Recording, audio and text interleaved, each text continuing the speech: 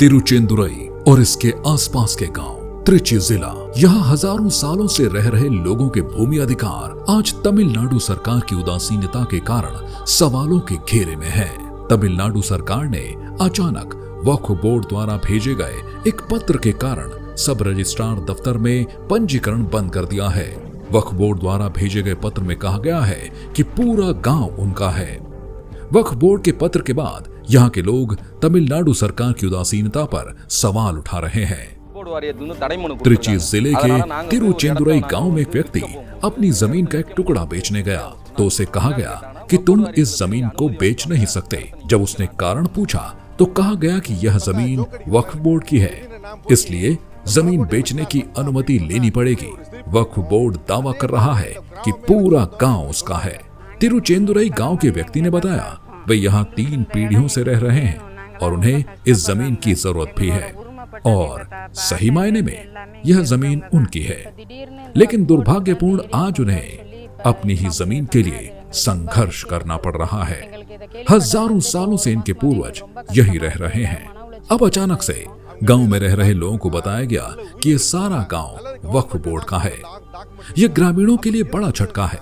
ग्रामीण इसे सुनने के बाद मानसिक परेशानी झेल रहे हैं।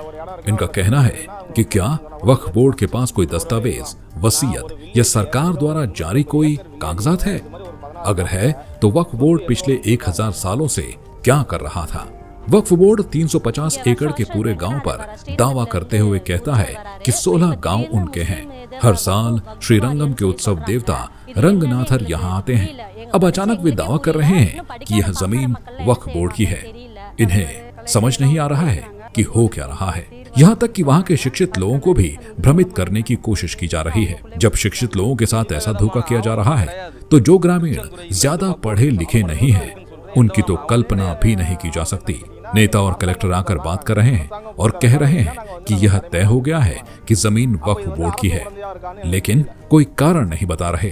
प्रशासनिक अधिकारी भी आपस में चर्चा करते हैं और ग्रामीणों को बिना कुछ समझाए निर्णय ले लेते हैं। इस दावे का समर्थन करने के लिए कोई भी दस्तावेज नहीं है कि इस तिरुचेंदूर क्षेत्र में वक्फ बोर्ड की संपत्ति है।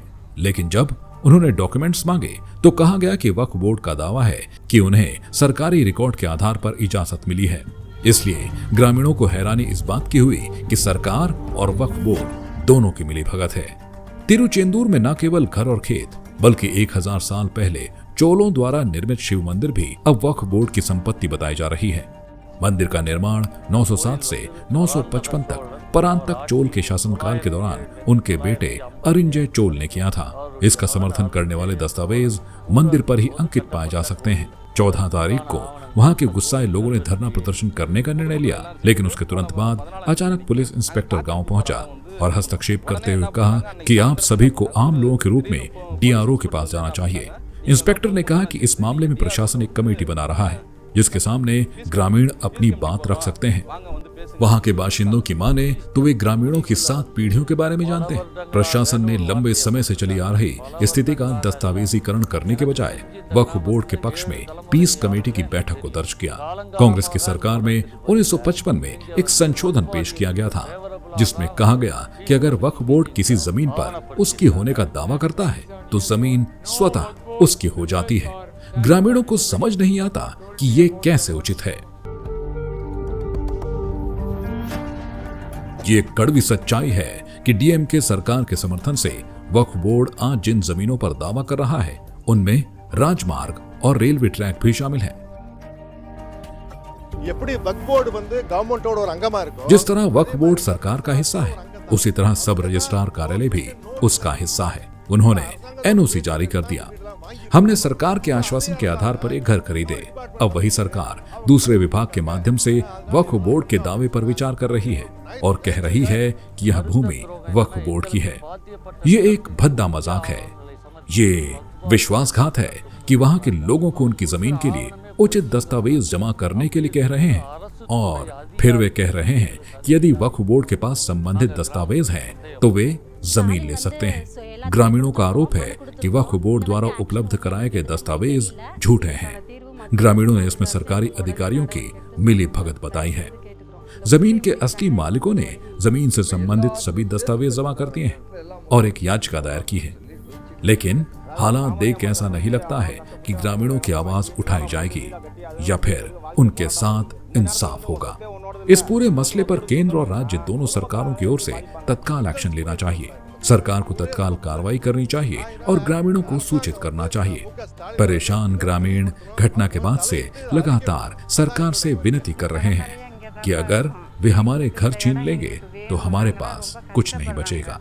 संकट की इस घड़ी में सब यही सोच रहे हैं कि इसका एक साथ मिलकर सामना करें, यानी कि एक सामान्य व्यक्ति जिसने जमीन का एक टुकड़ा खरीदने के लिए संघर्ष किया, ऋण लिया, घर बनाया और फिर अपने घर पर रहना शुरू किया, उस व्यक्ति का जीवन पहले ही संघर्ष से भरा है।